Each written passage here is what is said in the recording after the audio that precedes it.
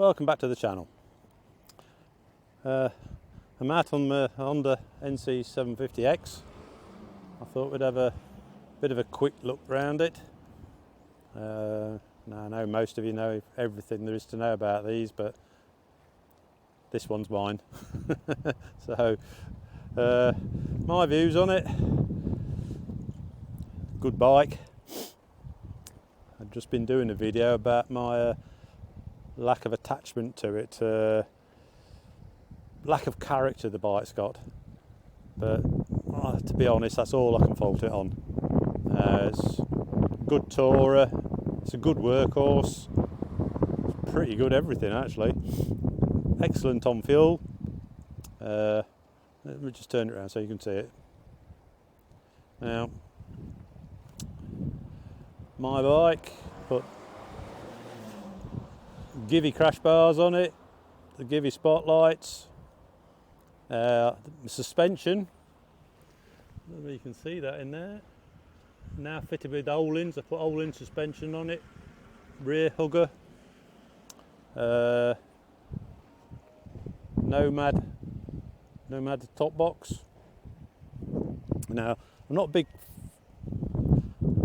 really a big fan of the top boxes, but I put this on because and it's got a backrest on for the wife. Now she's not keen on this bike at all. Reason being, I think the passenger seat's quite long, and for her to sit on it, she ends up sitting on the back, and it puts the footrest too far forward for her. She likes to sit with the footrests underneath her and to be sat here close to me. Mind you, who wouldn't, eh? So this is going to be my last ditched effort with this, with the top box and backrest, so I can take her out. Now, as you all know, I've got my Himalayan. She's a big fan of that. Sits on that, easy for her to get on, because neither of us are spring chickens anymore, and comfortable. So we'll see how we get on with it. What else have I done to this? Just the bits and bobs, usual stuff like put these risers on that step back and move the bars a bit closer to me, so I'm sat up a bit easier. Like I put new chain and sprockets on, quality chain and sprockets on it, DID. Put new fork seals and oil in. The oil, I put 400 millilitres of 7.5 weight. This model comes with SDB valves on it.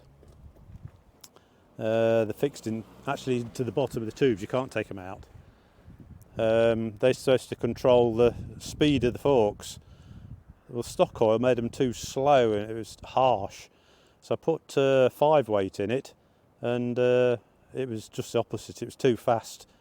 It was a terrible ride. And I put 7.5 weight in it, and it's a lovely smooth ride, as good as it can be. Now, the reason I bought the bike, to be honest, I've been a bit of an Honda fan in the history of having bikes. Reliability is a big thing, isn't it? But it looked like an ADV bike. That's what I liked about it. And I thought maybe a little bit of work on it, because it wasn't too tall. Most ADV bikes are too tall. You know, getting a bit problem with my hips as I get older, getting on and off it.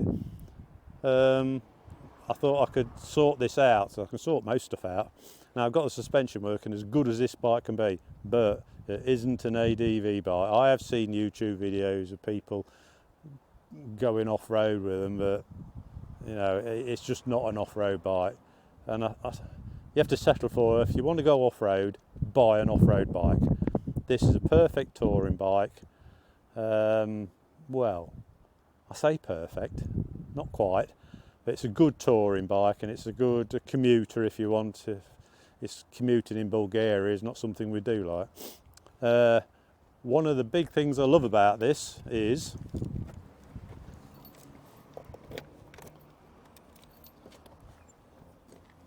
the front, isn't there?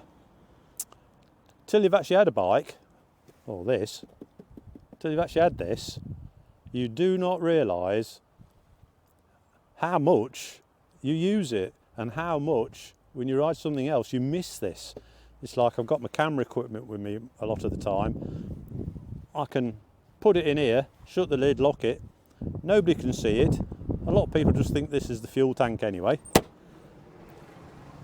The stuff's safe, but I end up putting that much stuff in there, it's full to the top like. Now, touring. One of the things I don't like about this bike is the fuel tank. I like the concept, fuel tank's under your back seat.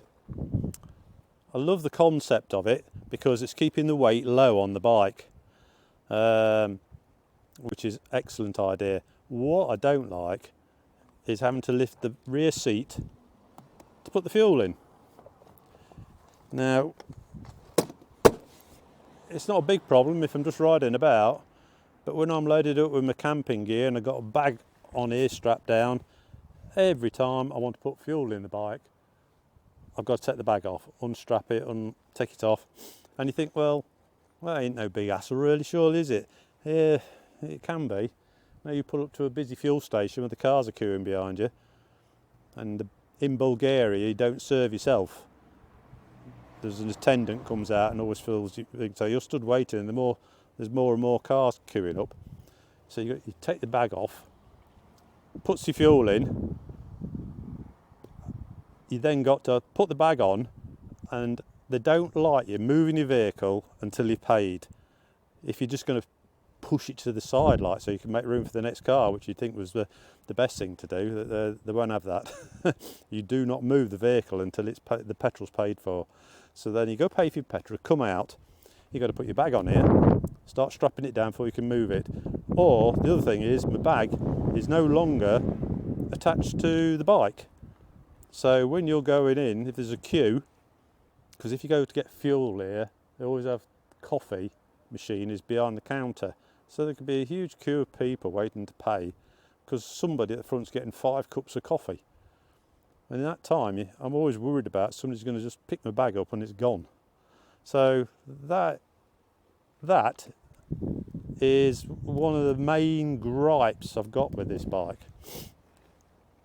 Like I said, the suspension, I've got O-rings in it, it's as good as it's going to be. Roads are rough here, so it's not brilliant, but it's passable. It's as good as any other bike, Bandit, sports bikes or anything else, so you can't really complain that because it's not a DV bike.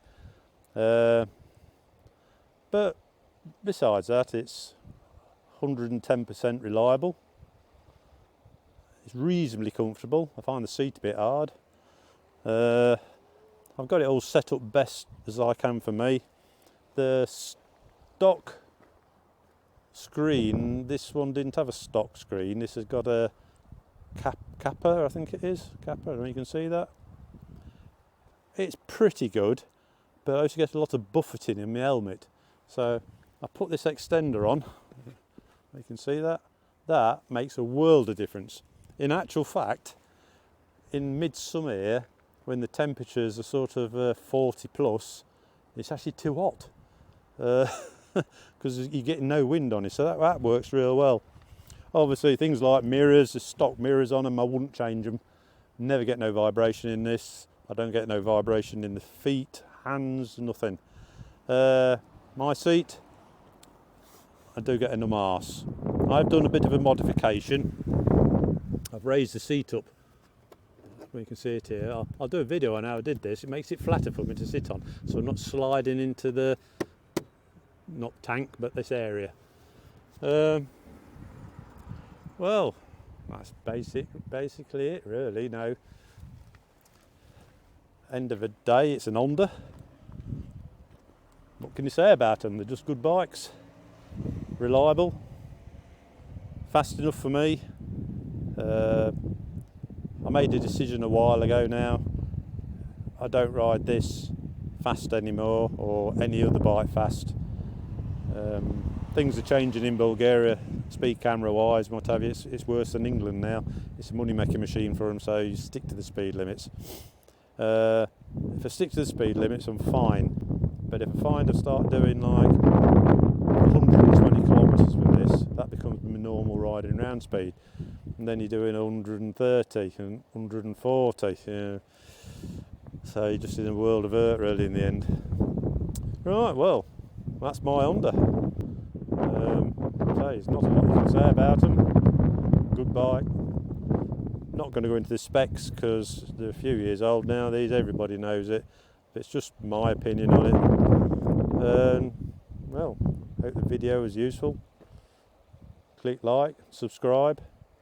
Leave any comments. Tell me what you think about these. But I put a video on about selling it last week, and I got plenty of comments.